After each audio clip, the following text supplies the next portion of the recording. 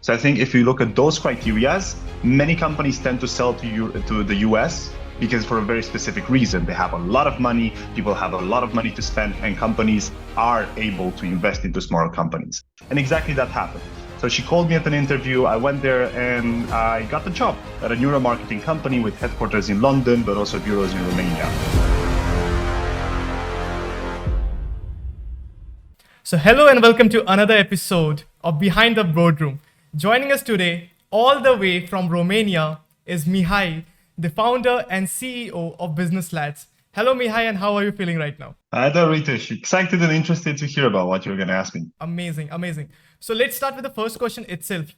Please tell our audience and everyone, who are you, what do you do, and what is Business Lads? Yeah, of course. So let's start with me first, because there's a longer journey. I started Business Lads a couple of years ago, but I did a lot of relevant things that impacted the business that I created. So I first started with debating and public speaking. I became pretty good at it. And actually, we represented Romania at the International Public Speaking Championship. After that, I went to college, of course, took a job that mama would be proud of, let's say, in neuromarketing. It was an office job, 9 to 6. I hated it. And then because I hated it, and perhaps you're going to ask me about that later, I started my own business. Naturally, let's say, first of all, I was doing sales, and then I started getting a client, and then that client wanted more people like me, so I hired 3 people. And then when I was having a team of 3 and then only 1 client, I thought about, hey, why wouldn't I get more clients? And then naturally, I started getting into Business Lads. And now about what we do. So now I'm launching 2 new business, not necessarily ideas, is business divisions, but at the core of what we do is that we do conversation generation services for B2B companies, especially in the tech industry. So basically, tech companies, SMEs, and usually that want to sell towards enterprises have one main challenge. Their product is good, their founders are very capable, and probably if the right CTO would see their product, they would say, okay, I want to buy this and implement it in my company. But the road from here to having 30 minutes with the CTO of a big company is filled with gatekeepers, secretaries, juniors, seniors, and so on, which can shut the door in your sales process. So what we do as Business Lads, we take that road and we directly set the meetings with those decision makers. Now, we don't do only lead generation, we call it conversation generation, in the way in which our job is to find the decision makers, manually review their profiles, make sure that they qualify, and then start conversations with them, not selling anything at first, and then slowly and gradually transitioning the conversation to what our clients are doing, what their product is, what are the benefits. And then after we have confirmed all the criteria that they want, we set up the meetings for them. That's the core of our business. Of course, we also do go-to-market strategy, content marketing, we raise funding rounds and so on. But I would say 70% of our monthly recurring revenue is coming from conversation generation at this moment right now. Amazing. Actually, we both share a lot of things in common, if I have to say. Like, I'm also a public speaker. I also take part into competitions all across the country so far, nothing international so far, but I'm planning to do that as well. And obviously a graphic designer, content writer. These are some of the things that I do. And as a public speaker, I'm taking your interview right now. So this is something that we both can relate on. Well, moving on, you mentioned like you hated your 9 to 7 job, 9 to 6 or 9 to 7 job. Why is that? Why did you hate your job? So after I finished, I was in college. It was the first semester. It was amazing. I was partying a lot. I had a lot of fun, moved in with a couple of guys of my friends, and I had a lot of fun. But then the pandemic came and everything had to brutally stop. And I said, okay, this is the time when I settle and I start working on my career. So I was passionate about neuromarketing and about consumer neuroscience, reading about the psychology and etc. for all my life. But essentially now I had the opportunity to get a job in this industry. There was no opening for somebody in college like me. So I directly messaged on LinkedIn the CEO of the company, asking first about some books, expecting that he would ask me something in return and maybe call me for an interview. And exactly that happened.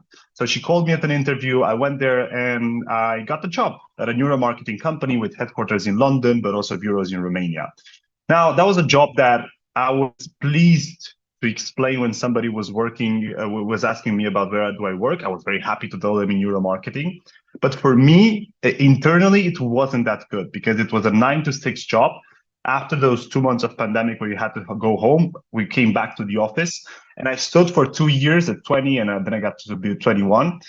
And I had to work 9 to 6 where I remember that there was a hard winter with a lot of coldness and etc. And then spring came and I was excited because everything is going to warm up, the life is going to be good again. But then I noticed that I go into work in the morning, the first thing when I wake up, and then when I'm about to leave work, everything is dark. There's no big capability of me going out with my friends, going to the park, etc. And I found myself having an existential crisis that people usually have when they're 40 or 50. I had it at 20. And I was like, I don't want my life to start when it's 6 p.m. Then I said I have to change something about it. I went into a part-time program there. I took my first client as a freelancer. And then, as I told you, slowly build that into a business later on. So I think it was the freedom that I wanted to have in order to enjoy life outside the preset working hours that a in-office 9 to 6 job enforces you to have. Well, actually, for me, it is sounding quite contradicting. So I'm going to ask you something as well. Being a founder or being a CEO, you have to work 12 to 12. Like your job never ends. So talking about this existential crisis and all the things that you want to do, you want to go out with your friends, have a life. So how does this, your entrepreneurial journey or being a founder, how is it different than being in a job? One of the things that I love about having my own company is that in the moments I really hate working and I don't want and I don't feel capable of, I can take a pause and nobody's going to say anything. And then I can choose the working hours that I want to have so that maybe I don't wake up well in the morning. Maybe I went to sleep at 2 a.m. because I couldn't sleep. Then I won't wake up at 8 a.m. I wake up at 11, let's say, and then I start working. Do I have a free evening? I work then. I also work during the weekends, both days, on Saturday and Sunday. So I think that it's not about the working hours, which I think kills most people.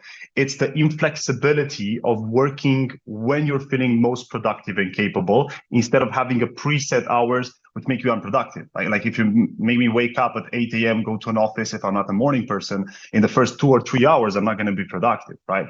But if you let me sleep and then get into my schedule, in 3-4 hours, I can be more productive than I would have been in the 8 hours previously. And also, I think that there's a misconception that as an entrepreneur, you have to work 12 hours a day. Of course, I have busy periods like it was the last month where I had to work 12, 14 hours a day.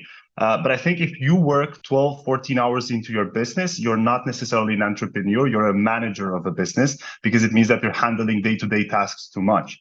The essence is to delegate as much as you only have to supervise the processes that you build and delegate to other people instead of you doing the hands-on work. Yeah, this is something that I've heard very new, but this is not something which is very new to us. Basically, the Indian mindset or the people which I've met a lot of founders who have been working almost 24 hours a clock, always dedicated towards their work, always handling everything. So like there is one more question for you. Like how do you manage your work-life balance? Because obviously there will be might hectic and stressful days. So how do you manage your work and your life and all the relationships that you have? How do you give time to each of them? Yeah, so that's of course a skill that you always develop. So I think in 1 year from now, I'm probably going to give you a better answer than today. But how do I do it today? Is that I think of my life in seasons, because when I think of it in seasons, it makes me more deliberate with the things that I'm doing. So for instance, if I'm saying for me, 2023 was the optimization and scale up season. I've worked a lot. This summer, I think I went to only one vacation for like 3 days. Otherwise, just work every single time, even from spring up until this point. Now, the reason I can do it and not feel bad about it is because I know I'm in the growth season. But then I can also have some seasons in which I just take a pause. Maybe I relax a bit, let the processes unfold, maybe slow down the growth of the company and focus on my maybe social life, maybe relaxation and so on. So I think when you want to have everything, when you have to have friendships, go out, have a good romantic life, and also be a good entrepreneur, you're going to be unhappy because it's impossible. In order to be successful at business, you have to be at 120% in the professional dimension of your life and 40-50% in your social life, dating life, and so on. So if you structure it in seasons, I think it's easier for people to say, okay, for these 3 months, I'm only going to work and I'm not going to feel bad for not going out. And after that, if I take a pause and I go out partying with my friends or going on vacation, I'm not going to feel bad because I didn't work, because now it's not the season of work anymore. So there's one more curiosity in me that I wanted to know. Like you are telling me I work. There's always a load of work. Sometimes you're working for days, hours. So what exactly a founder does? Like what exactly you do in your company? What's your role?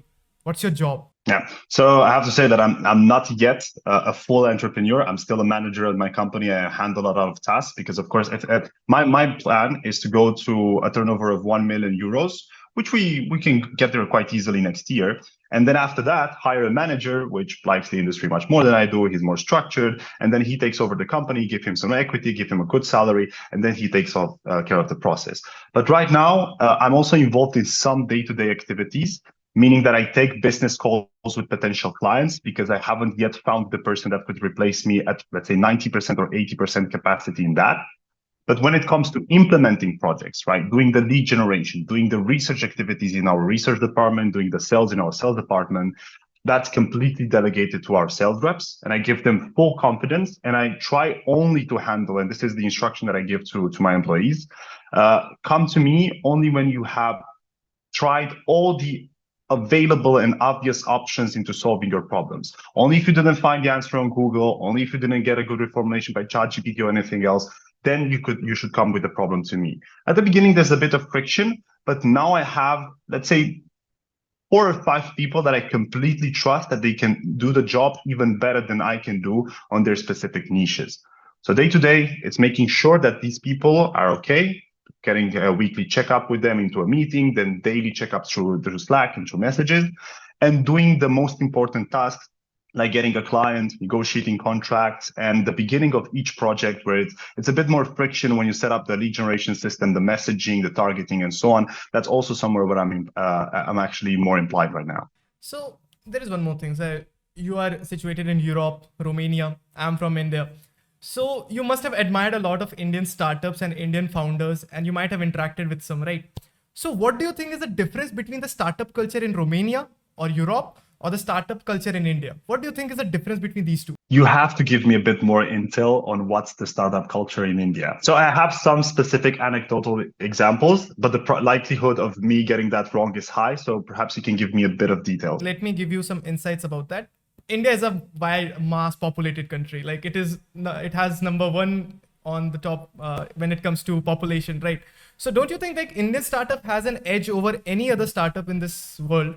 Like we have a huge customer base. We have a large customer base looking for solutions of their problems. And when it comes to Europe and any other countries, the customer base is quite low as compared to Indian culture or the Indian demography if we talk about. So what do you think? Will it affect the startup culture in other countries or anything else? So I think what you mentioned right now, it's rather an insight about the market instead of the startup culture. We can talk about both. So I think in terms of the market, India is a huge business, right? It's a huge market. I think it's also crowded with a lot of ideas and startup and a lot of capable people that already satisfy many of the needs there. But I wouldn't judge let's say the profitability of a market based on the quantity of people it has, but maybe on other factors like the purchasing power and profitability, average salaries, and so on. So I think if you look at those criteria, many companies tend to sell to the US because for a very specific reason. They have a lot of money, people have a lot of money to spend, and companies are able to invest into smaller companies.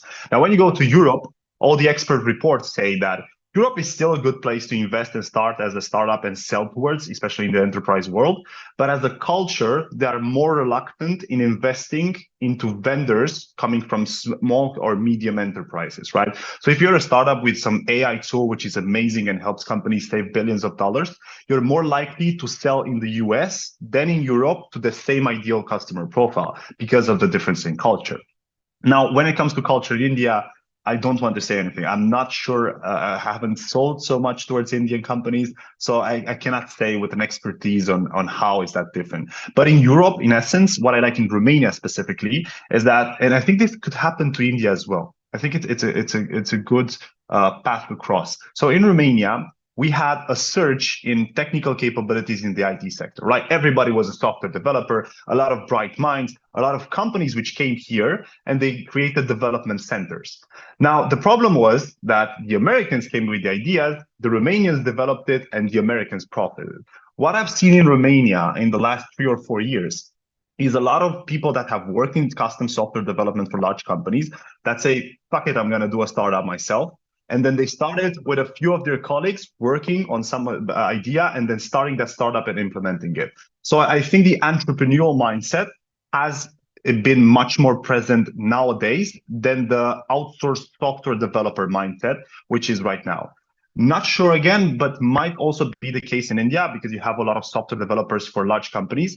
I think in the future, you will see a lot of startups that come from those capabilities because the human resource is very valuable. And you would have a lot of AI, a lot of innovative startups that come from that resource. There's one more thing that I wanted to know. Like when you were starting, you told me that you DM some of the founders around your place to get maybe some interviews or something. So today you must be getting a lot of DMs and emails, right? Like cold DMs, cold emails. So like if I'm a freelancer, if I'm looking for a work, what should be the right way to approach a founder? Do tell me, because it's something that I wanted to know on a personal basis. So that's what we do for our clients, right? So we do lead generation. We are somehow the people that buzz people on LinkedIn with pitches and product pitches and so on. But we have a different way to do it. So when we structure the messaging and everything that we do, we try to think about how would I approach this person if I would be at a conference, right? Would I directly go, hi, Ritesh, I noticed that you work at your company and then I have an AI software that would help you? Because that's weird. Like, people will say, like, come on, get off. What's happening to you? So then you have to reimagine that. And you have to first start by not selling, right? You connect with the people by finding some very specific thing in their work experience, in the company they work in, the software that they work with, then showing that you have a commonality with those people very shortly and connecting with them. I think that's the first step, is to build rapport and connect without selling anything at first. After you have connected with them, I would suggest not pitching anything at first. If you pitch in the first 1 or 2 days, it's clear that what's your intention. Wait a couple of weeks. And then after you have connected with those people, start getting into conversations, right? Maybe you saw something that they posted. Maybe their company is using SAP as an ERP and you have a solution for SAP, right? Try to say that try to show how you got to messaging them. Like, I was just reading about your company and I've noticed that you're working with an SAP ERP. I have many great experiences with that because we already work on doing a lot of automations for SAP ERP companies. So in case you ever thought about how you could do performance enhancements for SAP ERPs, maybe this would be a good time to brainstorm over a 15 minutes call. So that's a better message than just directly pitching, yes, we do automations for ERPs, right? Because the person feels heard and it feels like a conversation instead of you shoving down their throat the product. So yeah, that's one of the things that we'll definitely take note of, because I've seen people, they are directly approaching if they need some freelance gigs or anything. They're just directly approaching, hey, are you looking for a writer or something? So they're just directly approaching, and in return, they are getting no responses. And continuous follow-ups does nothing but it hampers your reputation. So yeah, that's one of the things. Well, let's talk about artificial intelligence. This is one of the hot topics that I discuss with every founder that is here, right?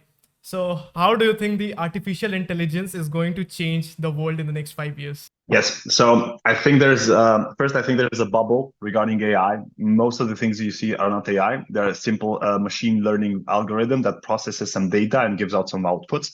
So up until we get to the actual artificial intelligence in and of itself, of course, there's a lot of debate upon the definitions. I think we're still talking about machine learning algorithms. Now, I think those algorithms are essentially much better than humans in doing whatever they want when it comes to processing information. But they're worse than humans when it comes to creating outputs that are customized for specific things, right?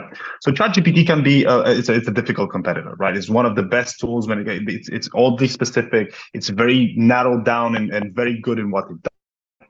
But if you want to specify and do something very specific, like creating an ad for a milk company that produces milk in Romania in a specific region of a country, right?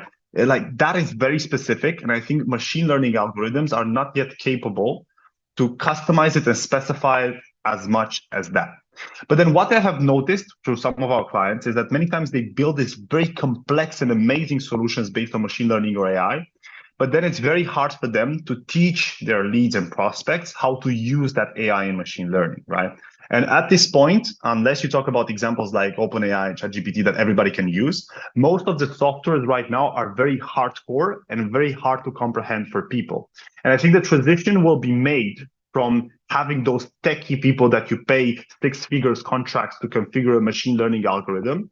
And the transition to everybody using AI will be made based on how accessible and easy to comprehend it is, right? So right now, everybody's using ChatGPT. But like 5 years ago, nobody was using machine learning processes for NLP and getting output in text and everything else, right? So I think only then we will have a problem when everybody can use AI for the things that they do. That's my personal take on from a very specific view on this. So this is a question that most of the interviewers asked from the candidate, but I'm going to ask it from you. Where do you see yourself and your company in the next 5 years? So I don't see myself in the company in the 5 years. Why do I say that? So IT, lead generation, softwares, and etc. Of course, very exciting for me, but this is not my dream job, right? It's a very good way to do a lot of money, help a lot of companies very fast at my age. So I would see myself outside the company, still owning 70%, 60% of the company, and getting passive income out of this with people much smarter and much more motivated than me handling the companies. Like, do you think like today, every day a new artificial intelligence tool is coming out? So in the next couple of years, we'll see them filtering out and only the giants will survive. Do you agree with this? Yes, that's what happens in all markets. Usually you have giants that eat everything in the market, and then you have 10% of the market which goes to SMEs, which are very competitive in essence. But that happens naturally in all of the markets, all industry, car industry, insurance, whatever it is. So another thing, like which is the most memorable memory that you have during your startup journey? I have one that, but it's not that. It's not a positive. It's a rant that I might have, a frustration. So everybody says that Gen Zs. I'm a Gen Z myself. You're probably as well. So everybody says that Gen Zs are a different generation, that they do not know how to work, they have no discipline, etc. I didn't think that is right. Right? I was like, no, our generation is amazing. Then I started hiring people from the Gen Z. And I had a girl, it was for her first job. She was doing influencer marketing for a service we had previously. And I think she didn't understand how jobs usually work, because she announced us on the Slack channel that she will log off and not work. So she didn't ask for a free day, but she announced us that she's not working at 1 p.m. because the guitarist in her favorite band has died. So she's not working anymore. And I'm like, come on, if your dog died, you ask for permission, and then of course I allow you. But the guitarist in your favorite band, and like and I didn't judge her. She thought that was okay because that's how we taught our generation. But that was pivotal for me to understand how our generation works. And right now I focus on hiring millennials more, because not necessarily because our generation has a problem, but because millennials have already taken some jobs that have created the habits that are good for them. So another thing, obviously, money is one of the byproducts and it comes in a load when you enter this entrepreneurial journey. So which is the most expensive thing you have bought and the most expensive trip you have been to? None extremely expensive, right? Most of the money I spend, so I spend quite a lot of money. I need to become more financially responsible, but I don't spend it on expensive things, on very good trips or somewhere on a vacation. I grew up, let's say not poor, but I grew up like middle class or middle to lower class. And I don't feel the need to show off or take expensive trips because I never had them. So I don't know how it feels to go to Dubai because I've never been before. Of course, I've been to the US and so on through my work that I do right now. But I don't have that urge of spending it on expensive things. I think the laptop that I have right now is the most expensive thing. It was about $2,000 US. But other than that, no very expensive trips, nothing like that. Maybe some trips which cost like €1,000 or something like that. But I still have the mental limitation of spending money, even if my budget is high right now. Subconsciously, I still think that it's too much to give more than €50 on a shirt, right? Yeah. I give it now. I spend it because I have to get quality shirt. But in my mind, I feel like I'm getting cheated and it's a bad deal, right? I didn't yet make the transition mentally to having more money than my money has right now. So last but not the least, which is the best piece of advice you can give to the people watching this podcast? Oh, yeah. So because there's a lot of movement in motivation and etc., I will say something from Alex Hormozi. So first, follow Alex Hormozi. He's the clearly the guy that made it and has a no bullshit approach on what he's doing, like mangas and etc., which are more populistic in what they say. So Alex is amazing, and he said something which is very good, and it's essentially so simple. You already know what you have to do to be successful. Just do it. Everybody knows what they have to do, right? Learn those skills, go to the gym, structure your day, learn how to be more organized, get more disciplines, get a job there, send out 100 cold emails every day, send out 1,000 cold emails. Like, you already know what you have to do. The problem is that most people do not do what they have to do. Right. And when I realized that, I was like, okay, fuck it. If I need more clients, I'm just going to take 4 LinkedIn accounts and then do 200 connection requests on each every week. And then from that, I'm going to get my calendar fully booked. Right. And realizing that, it just made everything easier. I just have to do the thing, even if it doesn't sound motivational and sexy. So that is something that people will definitely take value out of it. And yeah, that's all for now. I hope, Migai, this is not our first and the last meeting. I'm looking forward to more interacting with you. We got some really good, amazing insights from a Gen Z to a Gen Z and to all the Gen Zs who will be watching this. So thank you so much for your time, for featuring on this podcast. It was great having you. And thank you so much once again.